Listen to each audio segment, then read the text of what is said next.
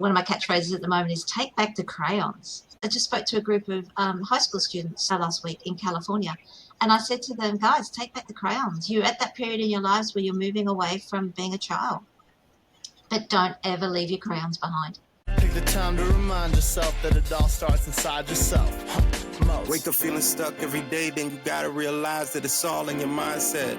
Read about that meditation, you go get around to it, you just haven't had the time. Yeah, I bet. Best thing that you could invest in is you could have the results or could have the excuse. Only one life, so take care of what you choose. And I ain't preaching, I'm just telling you the truth. Wake up! Hello, and welcome to Bombastic Broadcasting with Kat, Kim, and Sue. We believe in shining the light on all things bombastic and illuminating the folks who are stoking the fire in their souls one broadcast at a time. It is our harmonious pleasure to introduce you to our beautiful and bombastic guest tonight. Her name is Susan Day. Her story, and her story we're going to hear a lot about, but her game is mindful arts therapy. She's a mindful arts therapist, and her mission is really to educate people so they can use art and alternative sources and pathways to heal and really empower themselves in what they can do.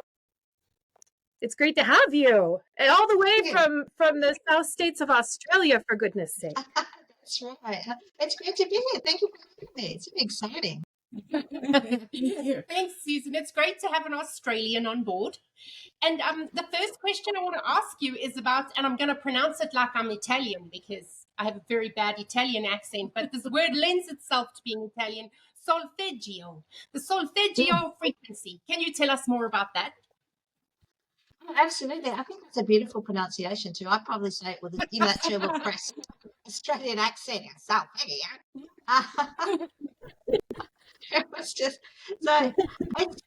It's something I've just been researching and using with my clients, and it's something you can kind of play it almost inaudibly in the background because your subconscious picks it up.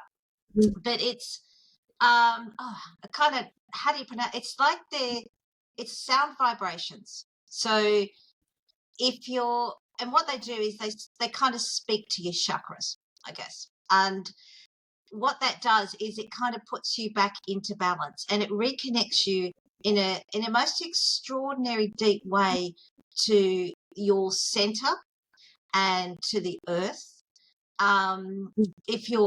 If there are different frequencies for the different chakras, so I don't know if you guys are familiar with them. You know, start with the root chakra at the bottom, the red, and you work up to the crown chakra. And yeah, they're just extraordinarily interesting and powerful.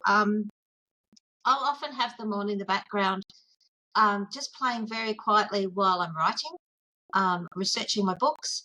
And I find that they kind of lift me, or they energize me, or I seem to have this extraordinary focus and power.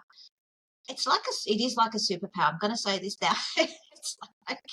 It's like this amazing superpower. Okay. But it's really subtle, like a lot of people who have, experience Reiki or a lot of other kind of alternative medical treatments. It's something that you think, if you think, that's not really working. And then all of a sudden you might become more self-aware and realize, it actually is working, but it's kind of so subtle, you don't really notice. Yeah, that makes sense. But you can, it's just very, very gentle sounds. Yeah, it's really nice. I use it to sleep. That sounds amazing. Mm-hmm. And such a simple way to incorporate something peaceful and aligning into, your day. As you're saying that, it's making me kind of think about how often there's probably noise pollution around me that I don't do anything about, or don't realize how I'm most likely absorbing it in my brain and my body. Oh, absolutely. Yeah. We take in so much. And our brains are trying to sort through all sorts of kinds of things, and all we're doing is chucking junk at it. It's junk food. Yeah, for sure. We went to what was it? Like a yoga kind of thing on the beach, and this guy had made chocolate bonbons, and he had left them overnight in a room with nothing but the frequency of love. Frequency of love. And he said there wasn't sugar in the chocolates, but they had spent like 24 hours in the frequency of love, and they were like the most delicious bonbons out. It was amazing. So That's really interesting, that isn't sounds it? awesome, Yeah. Cece. It's very cool. Show us your third shirt again, Kath. You got Oh, going I just happen to be wearing a love shirt. Love that. I hope this works as well. Too bad there isn't like some sound power emanating from my t-shirt, but there is. Now that we're hanging out with you, Susan, I mean, I'm delicious tomorrow. Fantastic. You're sweeter now than you were. Very True. proud. I feel it already. Remind me of that study? Wasn't there something? It's a pretty well-known study with water molecules, and one glass of water they were yelling at it and being mean to it and talking really negative things to it. And I forget what happened, but the other glass of water, was it water? Yeah, it was The other glass of water. They were like, "Oh, you're so wonderful, and you're beautiful, and you're loving, and all, just really positive vibrations and words to this water." Something else happened to it. Can you fill in the blanks? Oh, yes, I can. The water that was loved, when it turned to ice, it made like beautiful patterns in the ice. But when the one that had all the hate words said to it turned into really ugly patterns. And then, so then we're saying, well, our human bodies are 80% water. So be careful what words and sounds and everything, all the senses, right, that you feed into your body, because the water, the water's absorbing it all. Yeah, absolutely. So, and I think it's also a part of your attitude as well. So, we all can't jump up and rush off to a forest, because it's going to be quite impractical. So you might have traffic outside your house, or, maybe the neighbour's baby's crying. But I think if you embrace those sounds as a positive and think to yourself, all those people are driving to work, or they're driving to pick the kids up, or, they're living their lives to their best, or, babies cry. That's what babies do. And it's a healthy sign for a baby, obviously not to cry too much, but, it's just one of those things. And just accepting, I think, at a higher level that sometimes the sounds around us are part of life, even though they might not be, gorgeous and uplifting. But it's just that wonderful life that we're living together with other people. Yeah, I think that's really important. Yeah. I like that too. The sound we want to hear that minute. Yeah. All the sound of people living and hopefully loving life. Exactly. I have a little dog. She was born without eyes. She will be 14 years old next month. She drives me crazy because she's blind. She can hear the kids playing in the park behind my house, so she barks at them. And there's no reason why. I mean, she actually doesn't know there's a fence there. You know what I mean? So she thinks they're in the yard. But in another way, in another way, I think, she's still going and she's still working and she's still enjoying her life. And, she's out there and she's telling those kids off, and they don't care. They just... That's great. Perfect. How long have you been doing this therapy? My art therapy, probably about 5 or 6 years. Yeah. Okay.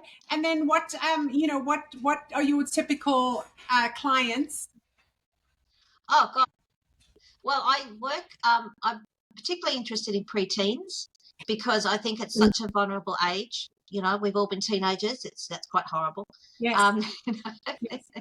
I heard a professional say if you had a good teenage years, you weren't doing it properly. I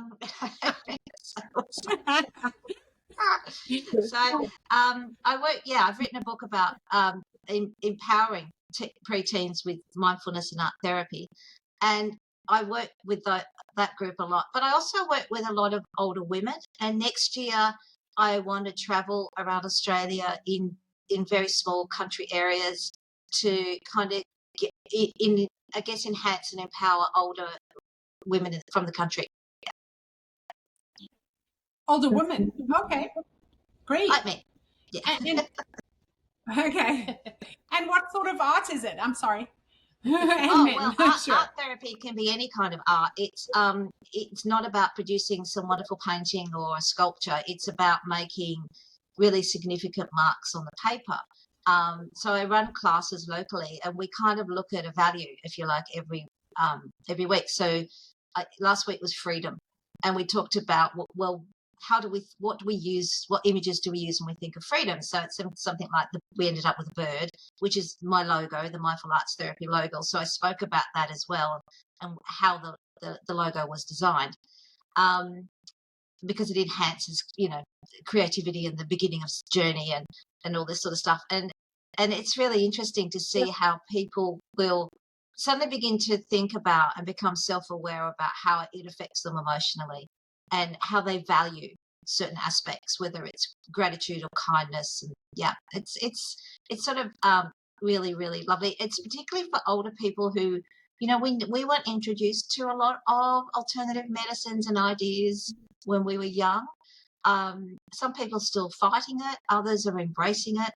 So it's just about speaking to wherever somebody is at their particular time, I guess. And the wonderful thing about art is, if you can hold a pencil, you can do art therapy. That's my saying. Because you don't need to be an artist or creative. Yeah.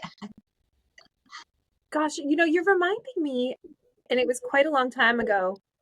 I was in a kind of transition, really doing some soul searching, in a lot of pain. That kind of spiritual, emotional transition that you go through in life. But it was one of my first ones that I was conscious for. And anything that anybody said, like, this is happening, I would be like, okay, let's go there. I think I saw a shaman. I think I went to the strip club for the first time. I was looking for healing everywhere, and it was a great year. That was a fun year, but there was a lot of really serious work that I did, and I didn't turn to, drugs or alcohol or anything like that, thank God. But I was very much outside of my body because I was going through so much trauma.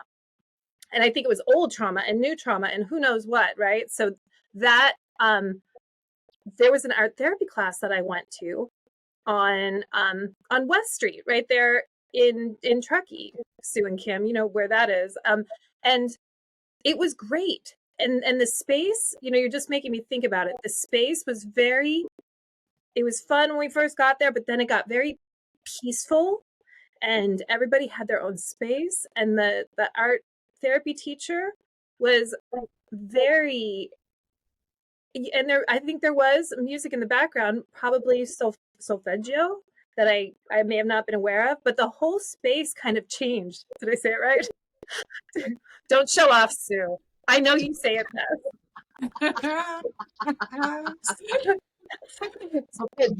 But thank you. Anyway, one of the things we did, it was in a piece of paper, and we drew it into 4 sections, and it was significant marks, like you're saying, and you could use any color that you wanted, but they gave us a small palette, so we didn't have to overwhelm ourselves with that thought. But it was like, anger, what do you feel with anger? What do you feel with freedom? And then there was sadness and joy. And I learned so much from that exercise, and I left feeling 100% different. And like you're saying, some of the things are very subtle with art therapy, and we may close our minds off to it because we think, oh, I need a pill instead, or I need something more extreme. But there really is power and help in that you're making me recall. That's right. Yeah, it's really, really interesting. And I'm never we have dogs in the room. One moment. Do you? Oh, I love dogs. My cats are here. They're like podcast checking. They're pretty damn cute. I'll be up in a minute to make. They're like podcast safety checkers. I've just got to check everything. Yeah. Oh, look who is this. Oh, he looks like that little blind dog I was just saying. She's a little red spaniel. Yeah, that's so cute. It's a little red monster. I used to be a dog trainer, so I go. Oh, how fun! Lovely. When I was young, and I could run around a lot. Does the sound therapy work for pets? Actually, I mean, that little segue. But, some pets are left at home, while we have to work. Yeah. Do you think that helps them too? Some Oh, solfeggio? absolutely. I can't see why not if it can affect a glass of water. You know, where Yeah. you can change a glass of water. Why not? Is it just something? Yeah, right. Is it just something you can find on like a YouTube or something? Absolutely. Spotify, YouTube. You can have it on the TV. You can have it on your phone. I have it on my phone. Yeah, absolutely. And yeah, if you've got a Spotify account, and obviously YouTube is free, but I'd encourage everyone to have a go at it. Yeah, it's really, really good. But you know, we're going back to making marks on paper. You know, if I say to somebody, you know, what issue? Why are you here? And they'll say, oh, my boss is horrible to me, and I feel like I'm being bullied and underappreciated. And then they pick up a red marker and they start making red jagged lines. I'm like, oh, whoops. So that real anger. And I was talking to a young girl, and she'd been kind of, I suppose, in a familiar narrative, she'd been the teacher's pet. And a new girl had started, and she liked the new girl because they had a lot in common, but she was obviously a little bit, oh, hang on, what's going on here? And as we were talking, she picked up green and she started making green circles. And so we talked about jealousy, because, you know, there's a positive and a negative to every color. But making circles is a contemplative movement. It's a thinking action. So she wasn't angry, but she was trying to process this feeling that she was, you know, that she kind of, that the teacher's attention had been slightly shifted onto somebody else. And it was really interesting to yeah. And she did it herself. I just watched what she did, and I asked certain questions. And yeah, she came to, it was really interesting that she came to this really powerful resolution. You know, like 13, I was like, oh, I wish I was that turned on when I was 13. No, isn't it great? It would have been amazing to have back in the day. Yeah, Totally. That's it. Makes you think of doodles in the side of your notebook too. You know, they would always be kind of circular. Yeah, That's because you're interesting. thinking and you're processing. Yeah, exactly. very true. Yeah, Often circular. Yes. And do you do other art therapy, or mainly just the pencil and paper? Oh, it's usually, I mean, I tend to stick, because people's expectations are is they're going to be able to paint. And so we use paint. But obviously we can use all the drawing, charcoal, fine marker. One of the rules, though, is you're not allowed to use a pencil. And if you do, you're not allowed to rub anything out, because there are no mistakes in art therapy. And that kind of drives a few people a bit mad, like crazy mad. The other thing is things like we might do collage work, which is really good for people who feel a bit inhibited about drawing. But we might put away the scissors and just use our fingernails to tear up, and that's an extraordinary grounding. If you're feeling a little bit stressed, grab a bit of scrap paper or something, or like a junk mail, and start trying to tear some of the images out. Yeah, it can be a lot of fun, but it can also, you know, make you feel more grounded and less stressed. That's very interesting. I love that example. Do you have more like that? Give us more like that. How long are we on for? Oh my gosh. I'm working on a book at the moment. I'm glad you picked up your little dog, because I'm looking at the mindfulness of pets and how we can use them to heal ourselves. And I think anyone who owns a pet kind of knows that, even if they're not conscious of it. Yeah, don't you? You know, don't you? Yeah. You can sit down, you can have a terrible day, and the cat or the dog will plonk themselves on top of you or beside you, and you kind of just sit there patting the you might be like, pat the cat because I'm really cross. Yeah. And eventually, and eventually you go, ooh, like this. Yeah, there you go. Yeah. So I was going to call it mindful mutts and moggies, but I must have come up with a more cleverer name than that. But oh, that's cute, it is cute, isn't it? Yeah. And there are ways, obviously, from a canine behaviourist point of view, there are ways to pat a dog and ways not to pat a dog, and cats are quite similar. But it's also that sort of strength that we can find, and in music. And I think music is the art therapy tool for most teenagers. I mean, and preteens, you know, and either creating music or writing poetry and lyrics, and Yeah, art therapy now is looking at I use arts with an S, so if you're looking me up, it's mindful arts therapy.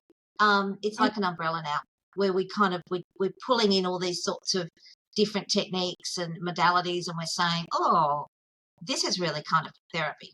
Journaling is a therapy. We all, a lot in the old days it was about keeping a diary, and now we can express ourselves. If you're feeling very frustrated, you can write a letter to somebody. You don't have to give it to them. One of the techniques I look at in my book is if you feel like if you've been traumatized by something or somebody and you want to speak to them and for reasons you can't, you can write them a letter and then you can fold it into an origami boat and you can pop it on the river or you can pop it out to sea. And it's an extraordinary process, of freeing yourself from that trauma. Yeah. And you can write what you like and you can use all the curse words you like because no one else is ever going to read it. That sounds fabulous. I do like that idea too of breaking yourself out of that perfectionism, and there was a journal that my daughter had when she was younger and it was called Wreck This Journal. And I thought, how great is that?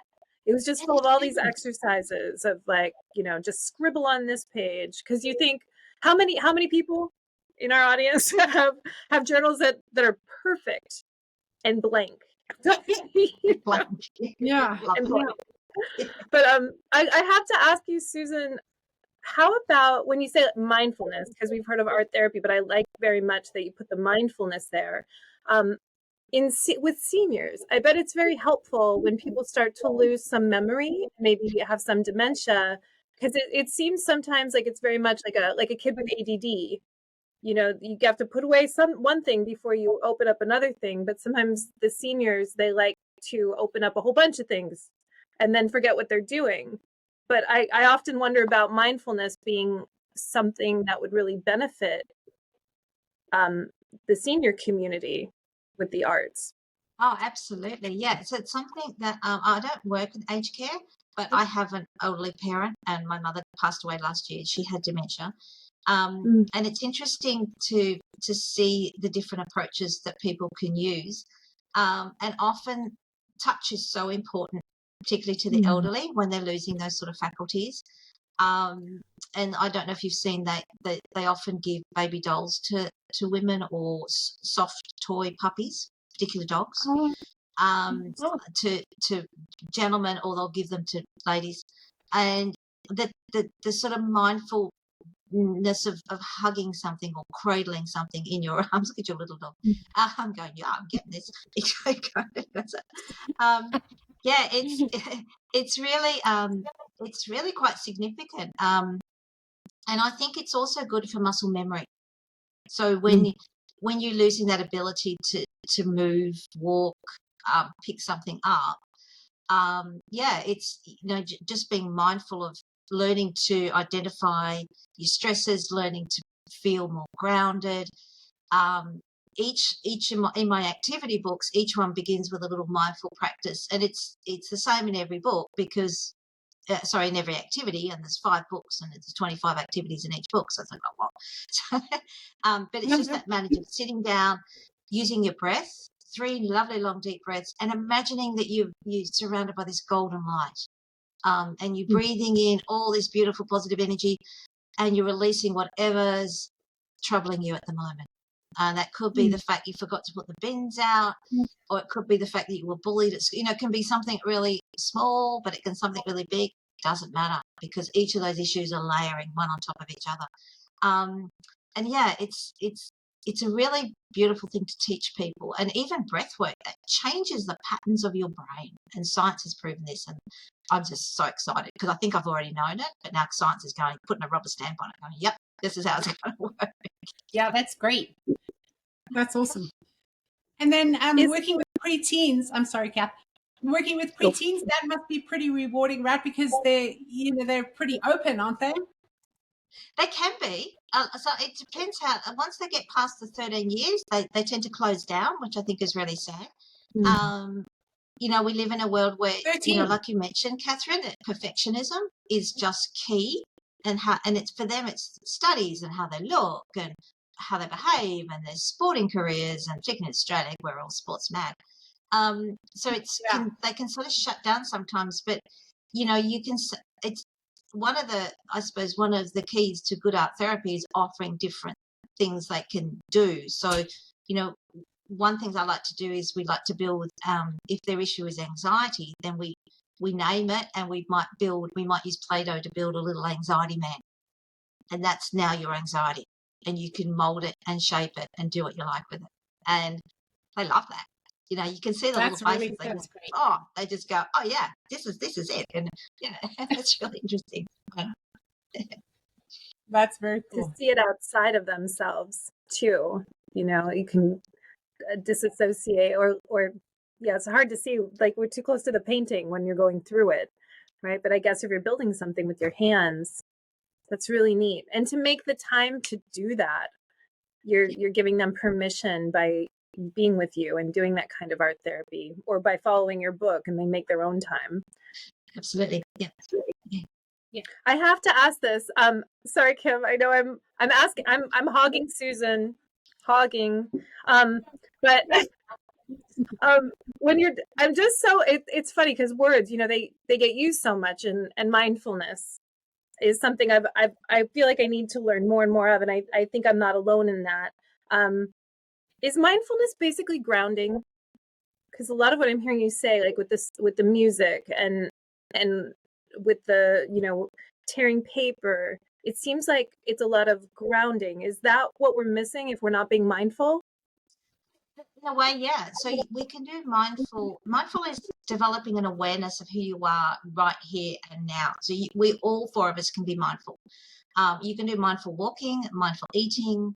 I always say to young people, I say to people, in particular, I'll go, oh, you heard of meditation. What does that look like? And they'll go, oh, there's a guy sitting on a mountain with his legs crossed and, he's wearing a yellow robe. And I said, well, mindfulness is a little bit like meditation, but you can do it on the go and you can do it anywhere. Whereas meditation, we need to create a space and a quiet and time. But, we can all be mindful now. We can all sort of go do a body scan and go, oh, hang on, I'm carrying a bit of stress in my lower legs at the moment. I'll take a nice deep breath and I'll just release that. You can do it. Yeah. You can do it driving, but just be really careful. That's the one exception. I think, no, you can't actually do it when you're on the freeway. But but you can, but just keep your eyes on the road.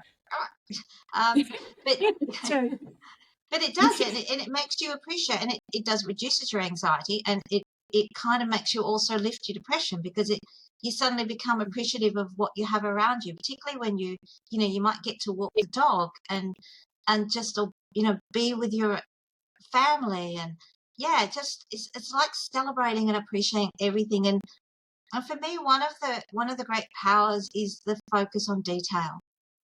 And I often say to people, let's go outside and use our phones and take photographs of things, but let's take photographs of small things or close-ups. And let's look at this detail. Let's not just look at the tree, like, yeah, it's a nice tree, it's big, it's got green leaves, all the rest of it. But let's look at it. Let's focus. How does the bark? What about the leaves? Are there any critters living in here? And of course, as we know, in Australia, everything can kill you. So you can be careful. Yeah. There's a critter there somewhere. There's a critter everywhere. It's like, Oh my gosh. we're snakes. I reckon they can kill you. I used to live in the country. They can kill you just by looking at you. They go. What's that? Snakes? Critters. Snakes. Oh, the critters. And spiders. Snakes, she said. I kill you just by looking at you. Oh my God, I totally feel that. No, it's not true. But it kind of feels like it when you see them, because you just go, yeah. But yeah, sorry, Catherine. I'm laughing because I know that Kim and Sue, growing up in South Africa, they have black mamba stories. So Yeah. I don't like spiders. They don't like snakes. It's that kind of thing. And it sounds like a dance. Let's do the black mamba. It's like we have It's one of the top 5 deadliest snakes in the world, and it's just called a brown snake. I'm like, could you not have given it a better name? And in the old days, they called it a king brown because it was really bad. I'm like, no, it's just,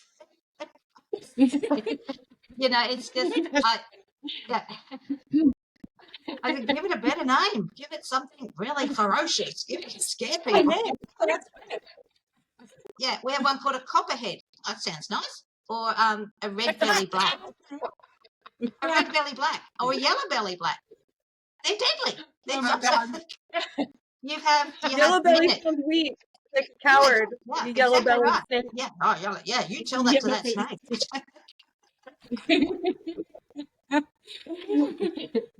Oh, God. Sorry, I we want to digress. ask you, just step back a smidge to the making your little anxiety token. Is there a thought process behind that when you're feeling super anxious, you can put it down and say, not right now? Is that absolutely. kind of a... Yeah. I used to suffer, and I still do suffer from terrible anxiety. I'm in art therapy, because we're very visual people. We talk about a visual landscape. So your highs are your mountains and your lows are your valleys. And what we want to achieve is we want to kind of iron out that landscape by building into emotional resilience. So you feel a bit sad at times. Oh, I feel a bit happy, but you're not going through these extremes of just absolute desperate anxiety. And I can self-check, and I can stop myself catastrophizing. It's as bad as Solfeggio, catastrophizing things. And I can, but it takes practice, and you have to be self-aware. And I kind of use humor now a little bit on myself. I don't use it on my clients so much. But I laugh at myself and think, no, that's not going to happen. Sure. Yeah. Say it out loud too, right? Yeah, Sometimes it helps to even say it out loud. Absolutely. And you can write it out. You can write out, there's lots of programs now that you can look at, I'm going to do this. This is how things are going to look. And you set it out and you put it out in the vision. And the universe does take its time sometimes, but it'll sort of sort everything out, because this is where your energy wants to be. And I think if you have a purity of motivation, that's also really powerful as well. You want to shine your light your way, to heal the world and to make everything a better place. And I do use humor. It's kind of my superpower in some ways, but I'm also very conscious that there are some. I used to work with children that had been removed from their parents because their parents couldn't look after them at all, because they were doing all sorts of silly things. And I think it's really powerful to also recognize that extraordinary trauma that people can experience in life. But goodness, how resilient are people? That never ceases to amaze me, how people can heal and grow and bounce back and then give back to the community. It's just, it just blows me away. Love it. It's a human thing. I love it. Pretty good. Definitely. And that is a cycle we've seen on a lot of the people that we've interviewed so far, that we've had on podcasts. They're always, it seems like we learn to heal what we're suffering with, if we feel called to that, and then we bring a light back to shine, for others who are in the darkness of their own path. And that's how we've been blessed to meet beautiful people like you in that. Bombastic. Now, Susan, is there a difference between anxiety and worry? Is that kind of the same thing, or is it different? I think it's an extension. Worry is when you're concerned that you might forget to put the bins out, or so we can manage that. We can write ourselves notes. We can put things on our phone to send us a little alert. You might be worried about something that but that you don't have any control over, or that you need to take care of, or you might be worried you might not do that properly. And anxiety is when it turns into a crippling illness. Where people are, they're terrified to going outside, or they don't, it becomes, and it physically affects them as well. So they become emotionally ill.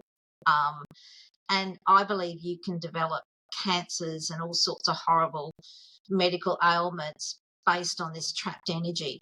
And that's one of the reasons that I'm really, really starting to use and adopt Solfeggio frequencies and things like that. And yeah, it's really interesting to see how people use art. Like I go crazy if you give me a paint. I'm like, oh, this is just great fun because I'm used to it and I have a lot of freedom. But a lot of people need to give themselves permission, and they'll start by making little tiny marks on the paper, whether it's with a pencil or a paintbrush. And part of me is like, come on, you can let it go.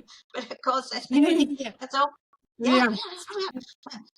But it's all part of their journey. It's all part of that that ability of that sort of that breaking down. So that was a long answer to which should have longer. No, I get that, I think it's a line. Yeah. Okay.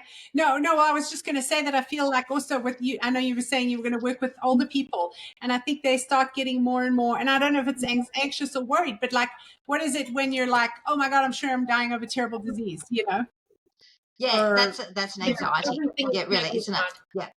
Yeah. That's anxiety. Yeah. Okay. And I think that happens a lot with older people because they just start, I don't really know what the reason is, but it seems like it gets really strengthened. Oh, it does. And I think that's one of those things about losing control. So as you get older, when you're young, you have your life ahead of you, and you've had a few life experiences and you think, yeah, I can handle this. There's this extraordinary confidence of youth. And as you get older, you realize, no, maybe I haven't handled things as well as I could have. So that doubt starts to creep in. We've all done it. And you start getting lots of aches and pains, and you convinced yourself you've got colon cancer because yes, and it's really just a bad diet. It's really interesting. It's just broccoli. You really shouldn't have your broccoli. It's flaming with Cheetos. That's it. So this is me being funny again. So it's really interesting, that we tend to lose our confidence as we get older, whereas it should be the opposite. And why is that? That's interesting, isn't it? That's so interesting. Very weird. And again, remembering the resources that are around you, like you said, with your mission kind of statement, just making people more aware of the resources around them. So they can empower themselves, and really giving yourself the permission, almost like self-care. Because, there's a couple of things in life where you feel like, oh, I have to take care of everybody else before I do that. Or right after I do this, I'll, take care of myself and do that. But making self-care like number 3 on the list, at least, right? You can't make it number 1. And that's what I love about the Solfeggio. I'll practice all day tomorrow as I play it. But I think that's what everybody can do that tonight when they go to bed, right? Or tomorrow. It's so simple because you don't even have to bring out a canvas or get out the paints. You can actually just have it playing all around you, and you're caring for yourself while you're doing other things. So is that real, or am I simplifying it? That's right. Everyone else is in the room. A friend of mine's, a family member of a friend of mine's was going through terrible trauma. And I said, just put it on. There's the heart frequency, because they were all named after the chakra, the green heart. And I said, just put it on the table, put it on your phone, put it on the table in the middle of the room. Just sit around and having a conversation over dinner and see how and eventually it will, not eventually, but it has an immediate impact. But like I mentioned earlier, it's really subtle. So you can have the kids coming home from school, and somebody's got to go here, and the homework's got to be done, and all this sort of stuff's happening. But you can just play that. It's very, very, or do Bluetooth on your speaker and just play it really quietly. It doesn't even have to be. It's one of those things that can be so low you might have to stop and listen to it. Do you know what I mean? You don't have to have it blare and away. Yes. Now, what about? Sorry, I have to ask one more thing. Well, I'm so sorry, but that was going to be a question. Can deaf people or people who are very hard of hearing, can they feel the music? Absolutely. Yes. Yep. That's amazing. I love that. Yeah. Okay. And can you play it while you're sleeping? You know what I mean? Would that? Yeah, I do. Good to do while you're sleeping. Yeah, exactly. And there are actual sleep frequencies you can listen to. But I find if I've had a really busy day, my brain's doing 5,000 cartwheels in different directions at the same time. Those sort of days. Oh, yes. I That get like description. every day. I just put it on, and I can even in a quiet house, I have to kind of listen for it. Does that make sense? It's so low, but my subconscious is picking it up. My subconscious is working with it, and it's drawing in these really beautiful positive energies. Love that. Lovely. Amazing. Thank you. I feel like you just gave us some crazy little morsel of simplicity that we've been missing out on. And it's the same with art therapy. It's so simple. When I was studying to be an art therapist, I would be sitting there going, is this it? Is this all I have to do? I'm like, is this? And I was expecting it to, of psychology. I have a psychology background. It's like, what's going on here? But it is so simple. Yeah. And when they pick colors and that, is that like sometimes does that lead you to a chakra thing, or is it maybe the colors mean something else? There's sort of like a language of colors and a science behind it, but it has to be interpreted with what people are going through. Okay. And what I find really interesting, people say to me, I don't like a certain color, and I'm like, oh, that's fascinating. How can you not like a color? It's like not liking a type of tree, Yeah. It's right. And then you start digging into that.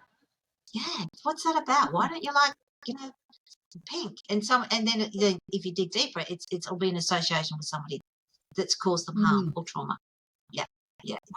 That's amazing. Oh, that's amazing. Wow. So many ways to dig into all these things. That's very interesting. Do you usually do live therapy? I mean, obviously it's got to be live, huh? Because if you're doing the art, or do you do online? Can do both. Yeah, it's easy. Okay. Yeah. And it's it's interesting now, particularly with COVID, how many things are online. Yes. And sometimes that's better for some people too, because they don't want to sit face to face, because it can be quite confronting. Right.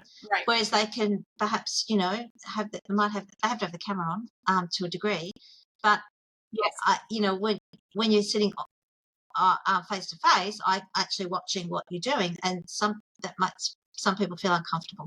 So I have to back you up on that. I was skeptical of doing anything not in person, and I did some really amazing breathwork course that I couldn't attend the last 2 classes, and she offered it over the phone, and I did it. She said, just go to an open place where you feel really peaceful and comfortable. And it was probably one of the best sessions I ever had. And again, simple and subtle breathwork, didn't think it was really going to do anything for me. And it was life-changing. Yeah. It was. Really, it was very stuff, healing. isn't it? Yeah, exactly. Yes. And you might because we tend to take an energy on of a room or the other people in the room as well. Or we want to please somebody, or you want to get it right. But when you're at home and you've got that little bit of physical distance, you can kind of be more yourself. That's true too. Yeah. Have you ever heard the thing where you can blow out fear, like you're blowing out a birthday cake? That works too. Have you guys ever tried that? No. Oh my gosh. Yeah. If you're feeling anxiety or you're afraid of something, even public speaking or whatever it might be, you imagine a birthday cake with a bunch of candles and like you're blowing it all out. It so works. It's amazing. I believe you. Yes. That's a great idea. Is that Susan? Yeah, I have. Yeah, exactly. And it's you can do it subtly, because I like to take very long, slow breaths. And as I'm exhaling, I'll be imagining I'll just imagine things that are bothering me or upsetting me or people, and I just let it go. I just blow them away. There's a fabulous Australian author, and she travelled across Australia by camel in the 1970s on her own, and she was this young slip of a girl. And anyway, she was talking about her life since that happened recently in an interview, and in her biography she said, which I just love, she said, I'm now at a stage in my life where I'm throwing hand grenades behind me, and I'm throwing seeds ahead of me. And it's basically like, I am not, I love it. That's beautiful.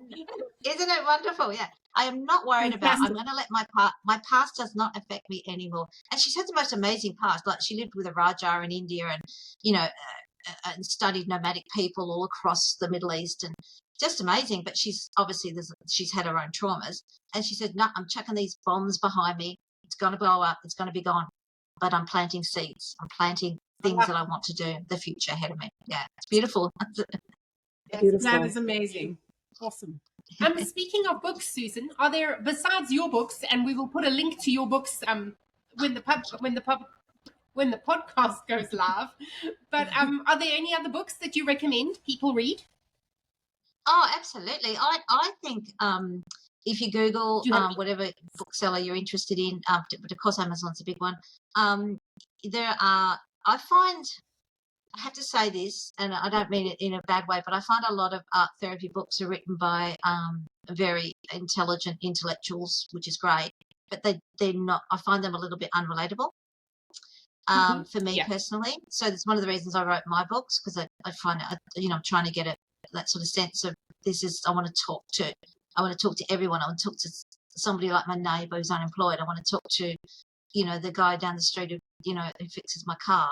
These are the people I want to talk to. So I would just kind of find, if you can find a part of it that's also you can experience it a little bit, where you can kind of download a little bit and see how you go.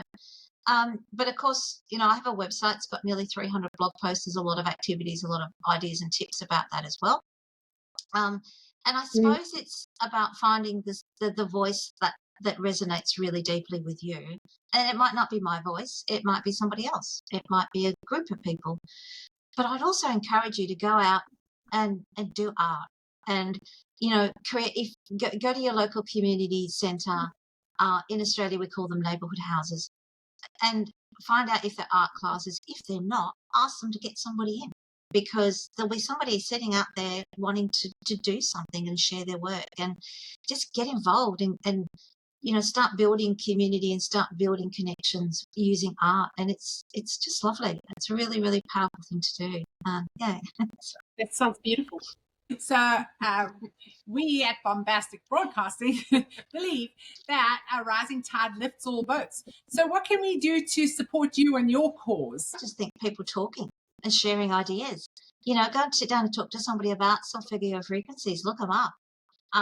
Play them. See how it goes. Let me know. I'd be interested to see what anecdotal evidence you find about that. Next time you're feeling a bit stressed and somebody's annoying you, pick a pen and just start drawing circles. We call them calming circles. Yeah, just see how it goes. You don't need a great lot of expensive equipment. You don't need a special space to do your art. And you can do it any time. One of the things I'm really looking at too is art breaks and how big businesses can use them to create more productivity and keep people more focused. Is that stepping away? Give it a go. Let me know. That would really help me. I'd be really interested to see how everyone experiences it. That's brilliant. Instead of a smoke break or coffee break, you could have an art break. That's so cool. Yeah. I love applied ideas. Thank you. It seems most people, when we ask how can we help you, it always is helping other people. It's you answer with more answers of helping other people. It's so incredible. I mean, we're so blessed. It's reminded that people walk the earth that are amazing. Yeah. And then again, coming back full circle to that empowerment of people and take control over your lives, because not every psychologist, psychiatrist, doctor, scientist can help you, because you're so special and you're so incredibly unique, and your journey is, and you should be captaining your own ship. And one of my favorites, one of my catchphrases at the moment is take back the crayons. I just spoke last week. I spoke to the penny drop. Yeah. And that's kind of the reaction I always get when I mention that is, and I said, I just spoke to a group of high school students last week in California, and I said to them, guys, take back the crayons. You're at that period in your lives where you're moving away from being a child, but don't ever leave your crayons behind. Take them with you. And if you don't like crayons, drive you crazy. But but take your art, take your pencils, take anything with you. Yeah, in your journey in life. Yeah. That's fantastic. Funny. Perfect. Love it. Well, thank you so much. We really appreciate you coming now. Yes. Podcast. Oh, my pleasure. It was great fun. Blew us away. Thank you. Yes. And we love that. Changing the world, one art project at a time. Absolutely. Thank you. It's been a pleasure. Lovely to meet you all. Yeah, wonderful to meet you. Take care. That's it from Bombastik Broadcasting. Remember, be fabulous, be fun, and most of all, be fearless.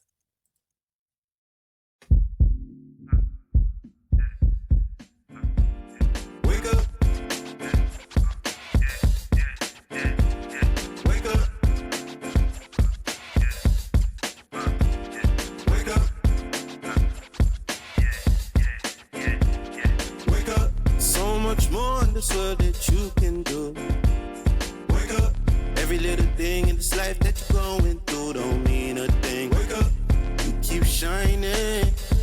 You keep grinding. Wake up. All is aligning. All you gotta do. Wake up.